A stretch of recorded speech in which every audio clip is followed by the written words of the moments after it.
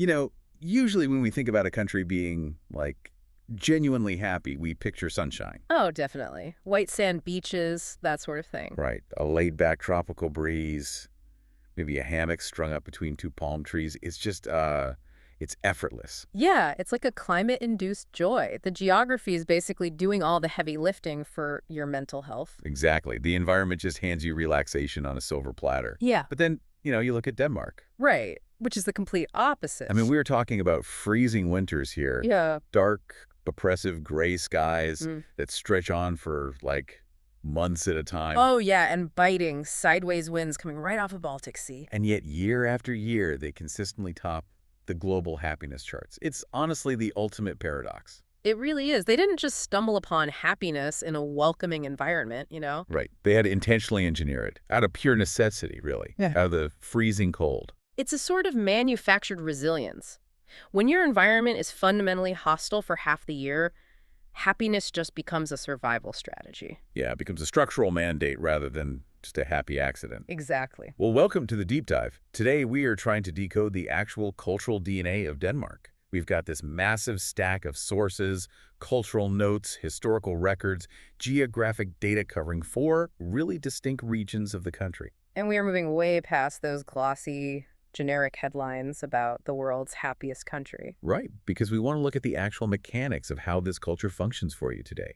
By exploring Copenhagen, Funen, Aarhus, and North Zealand, our mission is to figure out how a landscape of, rugged Vikings, catastrophic history, and brutal winters managed to construct a society completely built around the concept of Hige. And for those of you listening, we're not talking about the watered-down interior design blog version of Hig. Oh, definitely not. Yeah. Not the one where you just buy an expensive candle and a wool blanket and call it a day. Right. We are talking about the structural, societal prioritization of comfort, of togetherness and equality over this relentless hustle. Hig over hustle, essentially. Okay, let's unpack this by starting where most people start, which is the capital, Copenhagen. The baseline, really. Yeah. And to understand the modern mindset of this city, you have to look at its foundational trauma. Yeah. Because this wasn't a city that just gracefully aged into a pristine green utopia. No, not at all. It was originally just a humble fishing village. Right. Founded as a fishing village, became the capital in the 15th century, and then it was essentially repeatedly wiped off the map. The history is honestly brutal. You have these massive catastrophic fires in 1728 and then again in 1795. Which burned vast swaths of the city straight to the ground. Completely leveled it. Yeah. And then fast forward, and they are occupied during World War II, which sparked this fiercely defiant underground resistance movement. So the historical baseline of Copenhagen is essentially existential threat. What's fascinating here is that whether it was the elements, the flames, or an occupying army, the city has been repeatedly tested. And when a city has to rebuild itself from ashes multiple times, it fundamentally changes the civic psychology, right? Exactly. They didn't rebuild to project this intimidating imperial power. They rebuilt to project sustainability and collective survival. I want to push back on that a little bit, though. Sure, go ahead. Because when you walk around Copenhagen today, I mean, it doesn't look like a bunker built for collective survival. No, definitely not. It looks like an effortlessly chic, minimalist utopia. I call it a minimalist phoenix, actually. You have these lush beach forests. You have literal swans swimming in the urban canal. And the bikes. You can't forget the bikes. Right. This overwhelming bicycle culture. It's bikes over cars, rain or shine. And the fashion is so distinct, too. People call it the bikes plus trench coats aesthetic. Yeah, that very specific look. It's all black, neutral tones, highly functional, yet impossibly stylish. It feels very curated. So is this actually about survival, or did they just figure out a really trendy way to live? Like, is Hig just an international buzzword for staying indoors? Well, the aesthetic is really just the byproduct of the underlying philosophy, which is radical functionality. Let's look at the bike culture you just mentioned. Yep. It isn't just about looking good in a trench coat, It's an egalitarian transit system. Oh, because everyone uses it. Exactly. When the CEO and the university student are pedaling in the exact same bike lane in the exact same rainstorm, it physically enforces social equality. That makes a lot of sense. And that minimalism, it's born from a historically resource-scarce environment. You don't have the luxury of excess, so you were forced to perfect the essentials. That actually perfectly explains their food culture, too. Oh, like smørrebrød? Yes. Yeah. Take smørrebrød, for example. To an outsider, it's like an open-faced sandwich. But structurally, it tells you everything about the Danish mindset. How so? Well, you take this incredibly dense, dark, utilitarian rye bread, which is basically agricultural survival food, and you meticulously layer it with precise, highly deliberate, beautiful toppings, like frikadeller, those Danish meatballs. Oh, right. It's a perfect metaphor. Exactly. You start with harsh, practical realities, and you elevate them through careful design. I mean, it's the same philosophy driving the new Nordic cuisine movement that exploded out of Copenhagen. Led by Noma, yeah. Right. They're literally foraging for harsh winter roots, pine needles, and the sea buckthorn, and turning it into high art. Elevating the harsh reality through deliberate design. That is a phenomenal way to look at it. And this is really where we have to redefine Hig. Because it's not just blankets. No, because Hig is only possible when you have architectural and societal soundproofing. Wait, architectural soundproofing. I like that. What do you mean by that? Think about the Danish social welfare state. You have universal healthcare, you have free higher education, heavily subsidized childcare, massive Plus parental the work. major safety nets. Right, and what does that do psychologically? It acts as a massive layer of insulation against existential dread. People aren't walking around in a constant, low-level state of individualistic survival panic like you see in other hyper-capitalist societies. Because that background noise of, like, what if I go bankrupt from a medical bill is completely soundproofed. Exactly. So the individual has the emotional bandwidth to actually focus on the immediate room, to light the candle, to sit with a friend. Hig is simply the cultural expression of a structurally secure society. Man, okay, that makes complete sense. The sleekness, the landmarks like Tivoli Gardens and Amalienborg Palace with the Royal Guard, the green energy, that explains the security and the resilience of the country. It's the end product, yeah. But it doesn't fully explain the soul. You can't just mandate charm through social policy. No, you definitely can't. To find where Denmark's deep, almost magical appreciation for storytelling and nature actually comes from, we have to look away from the urban centers. We have to cross the Great Belt Bridge. Exactly. Step onto the agrarian soil of Funo, or as they call it, Finn.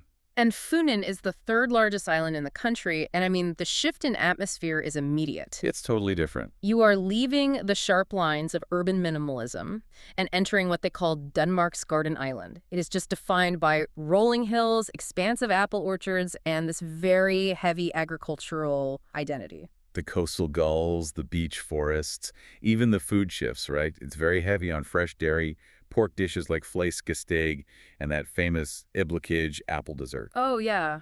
Comfort food. And even the local dialect shifts. The pronunciation gets softer. The overarching philosophy here isn't about cutting-edge green tech. It's summarized by a local slang phrase, det går nok. Which basically translates to, it'll be okay. Right. It's this deep, rural, agrarian patience. You don't rush the harvest and you don't stress over what you can't control.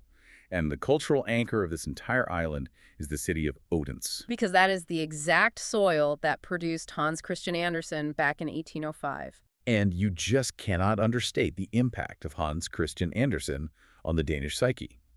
Odense leans so heavily into this legacy. They have parades, statues, entire museums dedicated to him. It really feels like stepping into the source code of a fairy tale. You have medieval history like St. Knut's Cathedral, blending with Renaissance power like Egeskov Castle. Complete with a moat. Exactly. But, you know, storytelling in this culture isn't just about entertaining children. Fairy tales are a way of making sense of a dark, unpredictable world. You take the harshness of the woods or the cruelty of winter, and you contain it within a narrative. Here's where it gets really interesting, though, because my brain kind of breaks looking at Funen. Why is that? Well, you have this island that feels like a historic shire. You picture wool skirts, fiddles, accordions, pork roasts, warm apple desserts. It's deeply traditional. Very quaint, yeah. Yet this exact same city, Odense, produces hyper-modern, cutting-edge artists. We're talking about global pop stars like May, who writes these incredibly sharp, aggressive Scandinavian electronic pop anthems. Oh, that's a huge contrast. It is. How do you reconcile the fairy tale cobbler history with cutting-edge electronic synth pop? Do those two worlds just, like, ignore each other? Not at all. In fact, Odense perfectly encapsulates a very specific Danish trait, which is the ability to hold two realities at once without any contradiction. Oh, interesting. Yeah, they do not view tradition as a cage. In many cultures, if you have a massive historic legacy, The city essentially becomes a museum. It gets trapped in amber. Right, it gets stuck in the past. But the Danes view the folklore, the fiddles, and the electronic synths as just different tools on the exact same workbench. They are all just mechanisms for storytelling. So they respect the past, but they absolutely refuse to be paralyzed by it. Exactly. You will see Hans Christian Andersen's preserved 19th century childhood home sitting completely naturally alongside a massive, multi-million-dollar, ultra-modern harbor redevelopment project. They just weave that agrarian patience seamlessly into digital innovation, Yeah, it's really impressive. which is the perfect bridge to our next region. If Odense represents historic storytelling, how does Denmark keep its culture so youthful and innovative? Yeah. Like, how do you prevent that cozy Dagornok attitude from turning into just laziness? Right. And to answer that, we have to move over to the Jutland Peninsula, To explore Aarhus. Denmark's second largest city. And Aarhus is geographically distinct. It sits on the east coast of Jutland, and it operates under this fascinating nickname, the City of Smiles. Which is objectively hilarious when you look at the origins of this city. Really is. Because Aarhus was founded in the 8th century. Up. And it wasn't founded by philosophers or bakers. It was a Viking trading port. A literal maritime stronghold for raiders. Right. I'm honestly struggling to reconcile this historical rebrand. How do you go from a bloodthirsty Viking maritime raiding port to a low-ego, friendly student hub known as the City of Smiles? Where does that aggressive DNA go? Yeah. Right. Well, it gets channeled into collective intellect. The evolution of Aarhus is basically a masterclass in adaptation. Over the centuries, that aggressive maritime expansion shifted inward. Okay. It became a major religious center in the Middle Ages, which you can physically see in the massive Aarhus Cathedral. And then, crucially, it pivoted into becoming a massive university hub. So the students took over. Yeah, the student population absolutely dictates the rhythm of Aarhus today, and you can physically see that transition from ancient raider to modern scholar written right into the architecture. Yeah, it's a total physical clash of old and new. Like you have Den Gamby, which is this historic old town, essentially an open-air museum of centuries-old timber-framed houses. It's beautiful. It is. But then you walk down the waterfront and you hit the Dokwan Library, which looks like a massive, angular, futuristic spaceship. Such a stark contrast. But the building that really fascinates me here is the ARO's Art Museum. Specifically, that permanent installation on the roof called your Rainbow Panorama. Oh, it is an incredibly striking piece of architecture. For those who haven't seen it, it's a massive 150-meter circular glass walkway suspended on top of the museum, and the glass is tinted in every single color of the spectrum. Right. So you walk through this ring, and depending on where you stand, you are looking out over this ancient Viking-turned scholarly city, but your view is entirely drenched in vibrant red or deep blue or bright yellow. It completely changes your perspective. It forces you to look at a 1,200-year-old landscape through a vivid, shifting, highly modern lens. It's not just a tourist trap. It's basically an architectural thesis statement for the entire city. Like, we live in the past, but we view it through the future. That is precisely what it does, and that fusion really drives the culture of the city. Because it's a university town, it has this massive indie and alternative music scene. Oh, yeah. Huge bands. It birthed major Danish legacy bands like TV2 and Nags. Plus, there's the Aarhus Festivals Festival and this incredibly robust late-night jazz culture. But despite all that creative output, the vibe is strictly low ego, isn't it? It's extremely low ego. You can hear it in the softer Aarhus dialect, which reflects this community-focused, humble culture. The notes we have on their local fashion trend really highlight that. It's described as cold weather drip. Yes, I love that term. Everyone is wearing these massive, oversized, unstructured coats, giant scarves, and muted tones. Yeah. It's effortlessly cool, but it is deeply understated. Yeah. Nobody is wearing flashy, diamond-encrusted logos. It's basically anti-bragging. Exactly. And that anti-bragging is a cornerstone of the regional psychology. It's rooted in something called the law of Jonte. Right, which is a broader Scandinavian concept. It is, but you really, really feel it in the Aarhus collective mindset. The idea is essentially, you are not to think you are anyone special. Wow. Now, that can sound kind of oppressive to a highly individualistic culture like ours, but functionally, it creates a collaborative utopia. Talent is put on display, but individual boasting is heavily frowned upon. So they traded the aggressive Viking longships for laptops and synthesizers, but they absolutely kept the communal, all-in-this-together spirit of the ship's crew. They kept the crew, but changed the mission. Okay, so we have the resilient, sustainable minimalism of Copenhagen We have the agrarian storytelling soul of Funan. We have the youthful, low-ego, collaborative intellect of Aarhus. It sounds pretty perfect so far. It does. If the deep dive stopped here, you would think the Danish identity was entirely soft, humble, and perfectly balanced. But there is one final, massive thread in this cultural DNA. And it is full of sharp edges and dramatic extremes. Yes. To find it, we have to head up the coast to North Zealand, or Nordjylland. And this region shatters the illusion that Danish history is just quaint fairy tales and cozy sweaters. Totally shatters it. North Zealand is defined by dramatic geography and raw power. You are dealing with sweeping coastlines, jagged cliffs, and deep, dark oak and beech forests, like the Konger's Nordjylland National Park, where the red deer and seabirds roam. It's geographically intense. And that intensity is perfectly mirrored in its political history, because this was the Renaissance power center of the Danish monarchy. We aren't talking about humble fishing villages anymore. No, we're talking about Helsingør, which is home to the massive, imposing Kronborg Castle. And if you are a literature fan, you know Kronborg because it is the actual literal setting of Shakespeare's Hamlet. The drama is literally built into the walls. Exactly. And then just down the road in Hillerød, you have the sprawling, spectacular Frederiksborg Castle rising right out of a lake. And the reason this specific region holds such massive, imposing architecture is entirely strategic. Because of the water. Exactly. North Zealand controls the Øresund, which is this incredibly narrow strait of water separating Denmark from Sweden.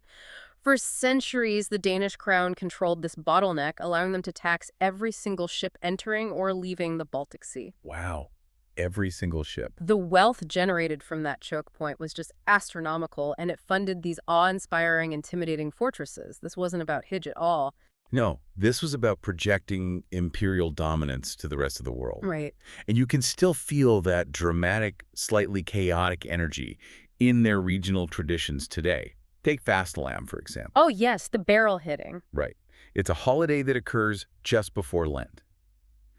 Today, it's celebrated a bit like a Nordic Halloween crossed with a piñata party, where kids dress up and literally beat a suspended wooden barrel with a bat until all the candy falls out. Which sounds fun now. It does.